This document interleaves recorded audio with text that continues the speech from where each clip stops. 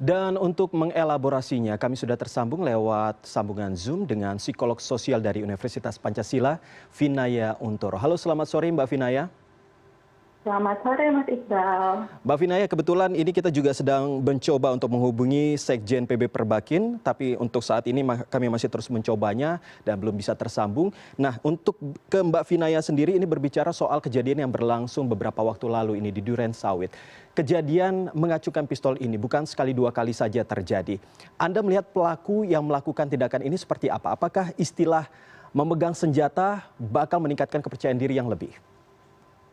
Oke, jadi kalau secara umum Mas dari segi pandang psikologi sosial ya, perilaku kekerasan itu termasuk mengacukan senjata itu masuk ke dalam perilaku agresi. Jadi perilaku yang memang bertujuan untuk melukai orang lain ya. Kalau misalnya ini mungkin baru seperti gertakan untuk melukai orang lain. Jadi secara umum itu faktor yang mempengaruhi ada faktor situasional sama faktor personal ya. Kalau faktor personal itu mungkin dia mengacungkan karena ada afeksi negatif atau memang orangnya itu dari segi karakter personalnya itu memiliki irritability. Jadi memang dia orangnya itu cepat marah gitu sehingga kebetulan mungkin di situ dia membawa senjata itu dijadikan cara untuk mengungkapkan rasa marahnya.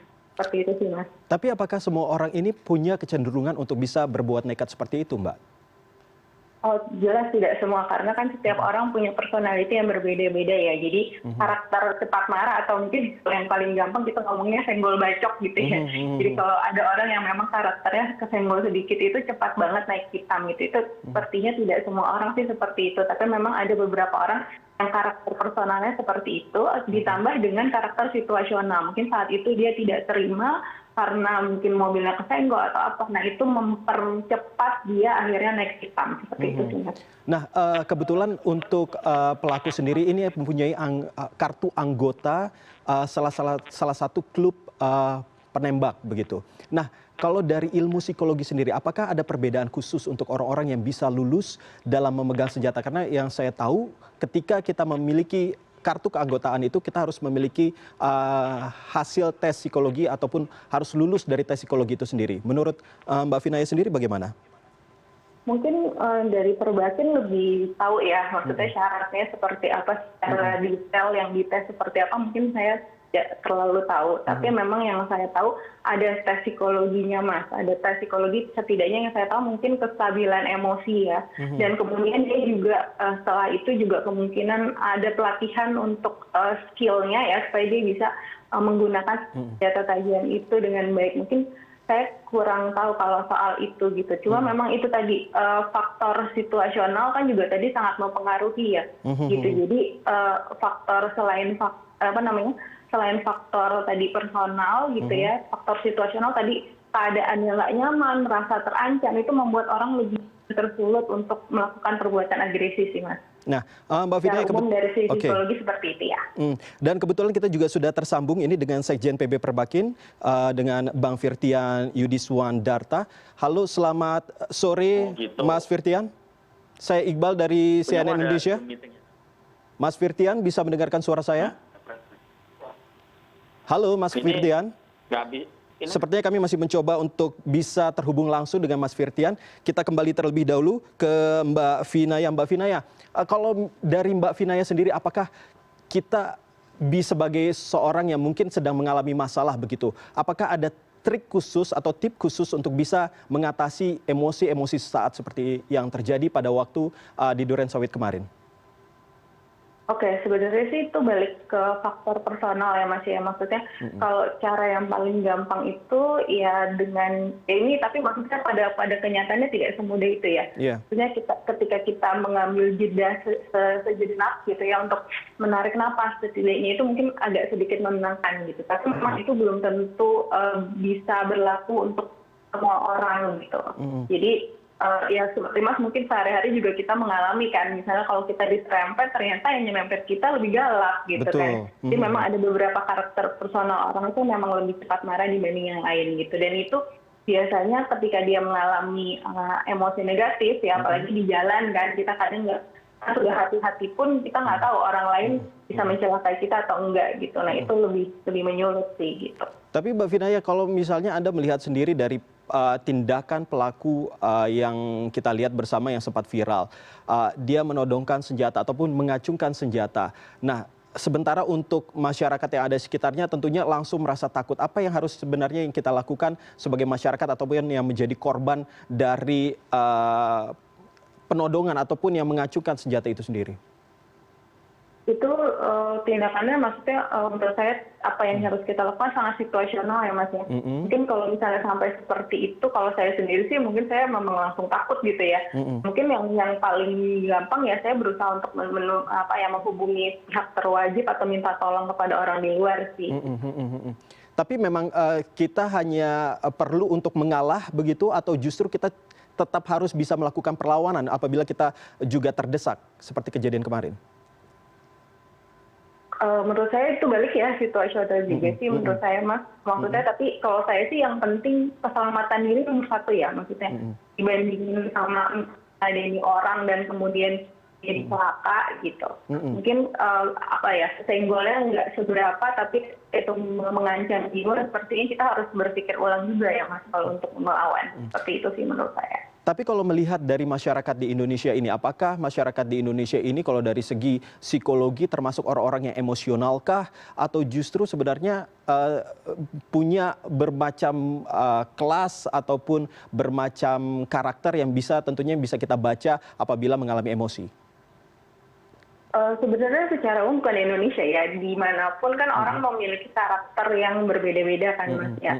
Gitu. Jadi ya pasti akan beragam sekali gitu. Situasi dan personality itu mempengaruhi tindakan orang pasti berbeda-beda di tiap situasi. Itu sih Mas. Baik, kami akan mencoba lagi untuk menghubungi Mas Firtian dari PB Perbakin. Halo, selamat sore Mas Firtian. Selamat sore. Oke, Mas Firtian bisa mendengar suara saya ya. Mas Firtian, ini kita berbicara soal yang Fortuner yang mengacungkan senjata beberapa waktu yang lalu. Nah, saya perlu memastikan terlebih dahulu ke Mas Firtian. Sebenarnya kan ada informasi kartu yang beredar di masyarakat dan itu sempat viral. Katanya pelaku ini adalah anggota dari Perbakin. Bagaimana tanggapan dari Mas Firtian sendiri? Dan saya juga mau tahu ini jumlah anggota dari Perbakin ini ada berapa? Jadi sudah saya pastikan bahwa pelaku tersebut adalah bukan anggota Perbakin. Kenapa saya bisa bilang seperti itu? Karena pertama BSC atau Basis Shooting Club itu adalah bukan anggota Perbakin.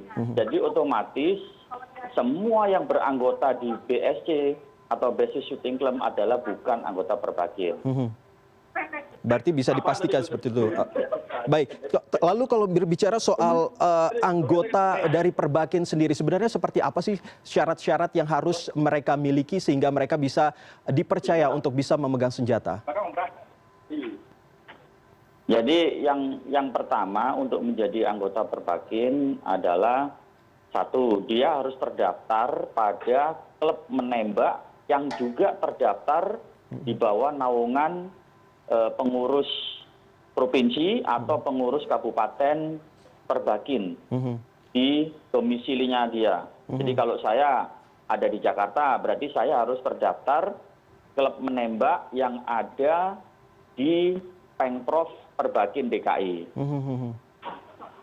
Dan kebetulan di sini juga ada Mbak Vina ya, dari seorang psikolog begitu. Nah, kalau dari Perbakin untuk berbicara soal tes psikologi, apakah memang ada wajib dilakukan dan seperti apa tahapannya? Jadi tahapan sebelum kita ke tes psikologi, jadi seseorang pemohon itu pertama harus terdaftar di klub menembak di bawah naungan Perbakin, ya, baik di kabupaten kota maupun provinsi. Setelah itu, klub menembak tersebut akan merekomendasikan si pemohon untuk bisa mengikuti sertifikasi maupun penataran disiplin yang dia inginkan. Oh, dia kepingin disiplin tembak reaksi, jadi dia harus lulus sertifikasi dan penataran disiplin tembak reaksi.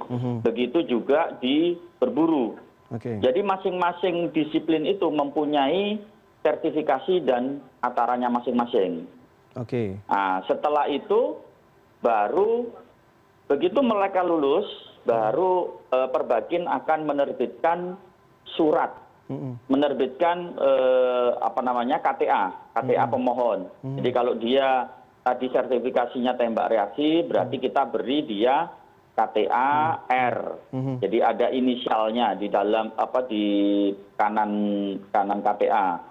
Kemudian kalau dia lulus di sertifikasi tembak sasaran, inisialnya TS.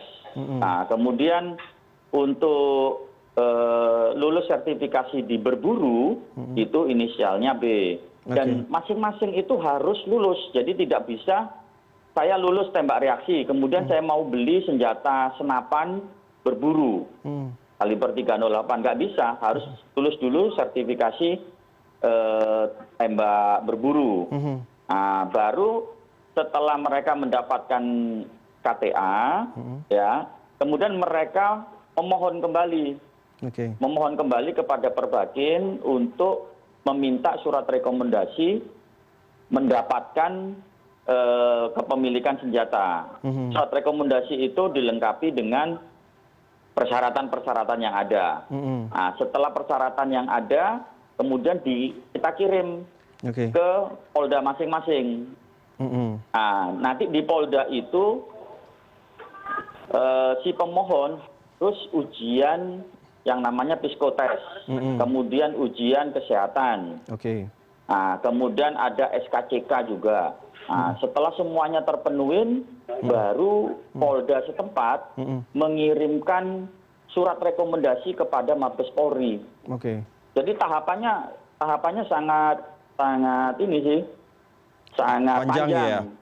Dan kalau terkait dengan psikologi, jadi sebenarnya orang yang sudah terdaftar sebagai anggota Perbakin dan dia setiap hari melakukan latihan menembak, apalagi dia juga dia sudah mengerti tentang tata cara safety dulu ya, safety memegang senjata dia tahu, kemudian pengetahuan tentang senjata dia tahu, pengetahuan tentang peluru dia tahu, kemudian aturan-aturan dia tahu.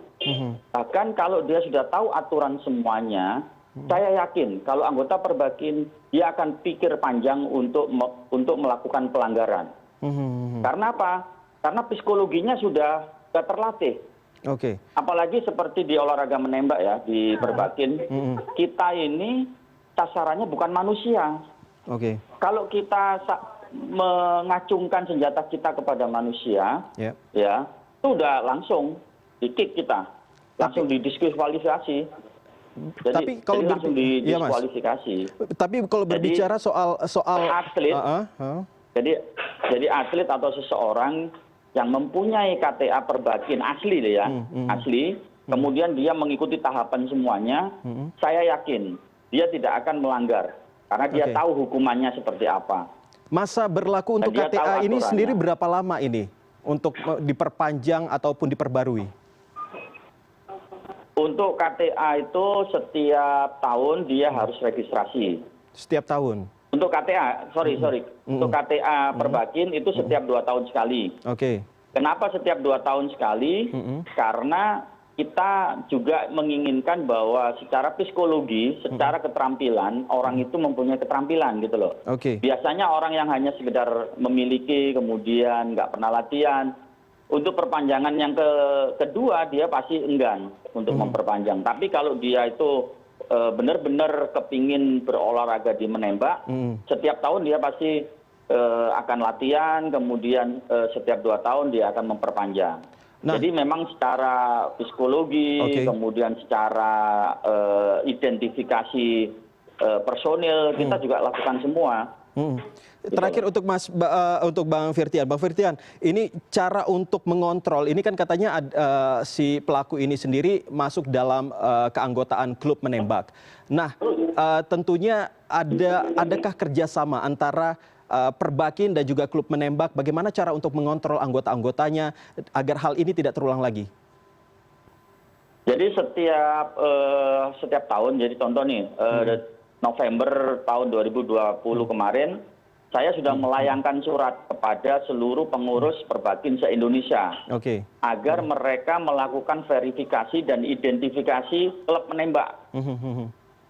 Klub menembak yang tidak melakukan verifikasi dan identifikasi ke pengurus kabupaten kota maupun ke provinsi dan apalagi ke PB, sudah pasti kita akan bekukan dia. Baik. Baik, baik. Selanjutnya saya ke Mbak Vinaya. Mbak Vinaya, kalau tadi dari Perbakin sendiri melakukan pembaruan begitu atau memperpanjang selama setahun sekali. Nah, sebenarnya kalau berbicara soal psikologi seseorang, apakah memang bisa berubah atau justru akan sama saja terus sehingga tidak perlu diperbarui lagi ini untuk masalah kartu keanggotaan ini? Oke Mas, kalau masalah personality memang cenderung menetap ya. Jadi relatif kalau orang sudah punya personality tertentu itu biasanya cenderung menetap. Tapi kalau misalnya terkait Perbakin sih saya setuju ya. Maksudnya yang tadi Bapak dari Perbakin juga bilang bahwa bukan cuma masalah psikologis ya kan Mas. Yang penting itu adalah masalah skillnya juga kan. Jadi skillnya itu harus penting dilatih terus gitu. Sehingga dia bisa mengendalikan diri dan bisa melakukan olahraganya itu dengan baik gitu. Jadi ketika diperpanjang itu bukan masalah psikologisnya aja, tapi skill untuk menggunakan senjatanya juga terus diupdate gitu. Oke, terima kasih banyak Mbak Vinaya Untoro, psikolog sosial dari Universitas Pancasila. Sebelumnya juga ada Bang Firtian Yudiswandarta dari Sekjen PB Perbakin yang sudah berbagi informasi dengan kami. Tentunya kita sama-sama berharap agar hal ini tidak terulang kembali seperti halnya koboi jalanan yang beberapa waktu lalu menjadi perbincangan di antara kita semua. Terima kasih. Mungkin saya boleh tambahin ini ya. Gimana Mas? Oke. Mungkin saya boleh sedikit tambahin. sedikit saja langsung. Masyarakat yang ingin bergabung dengan Perbakin, ya sebenarnya banyak media sosial yang sudah kami update. Kemudian mereka bisa bertanya secara langsung atau datang ke Perbakin setempat. Baik. Nah, untuk bertanya lebih detail, jangan membeli KTA Perbakin di marketplace. Baik. Tentunya kita catat semua. Jadi Perbakin tidak ada yang namanya jual beli KTA apalagi di marketplace. Baik. Jadi ini masyarakat yang harus tahu. Jadi masyarakat harus mulai cerdas dengan menggali berbagai macam informasi dari media. Baik, Mas Firtian. Nah, karena di Facebook ada, di IG ada, semuanya ada, kita akan siapkan semuanya. Baik Mas Firtian, kita sudah menangkap bagaimana apa yang harus dilakukan oleh masyarakat ke depannya untuk bisa kalau misalnya untuk mendapatkan izin memegang senjata di lingkungan masyarakat ini. Terima kasih Mas Firtian dan sebelumnya juga ada Mbak Vinaya.